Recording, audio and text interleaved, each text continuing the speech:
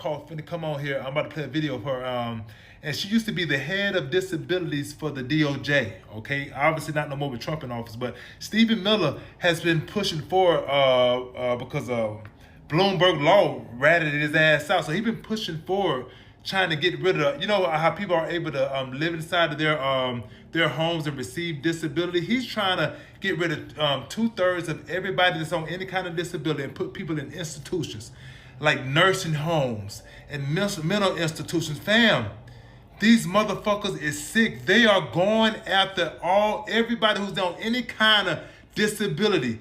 They coming for you and trying to put you inside of a fucking institution. This is what y'all voted for. Controversial memo.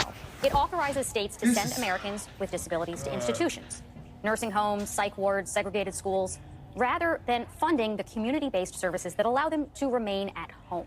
This would undo decades of community integration reforms, including longtime Supreme Court precedent that was designed to allow those with disabilities to live independent, productive lives. This week, we learned that White House Homeland Security Advisor Stephen Miller was behind that memo, according to Bloomberg Law, who spoke to people who were briefed. And while spokespeople for both the White House and the DOJ denied that Miller played a role in the memo, this attempt to remove folks with disabilities from their communities tracks with his exclusionary vision for this country.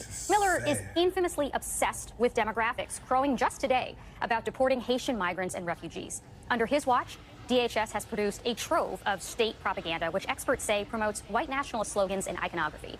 He is also, of course, the architect of Trump's draconian immigration policies. And as the New York Times reports, during a private meeting during the last presidential campaign, Trump reportedly told staff that Miller wants to deport more than 2/3 of this country's population, leaving behind only those who look like him.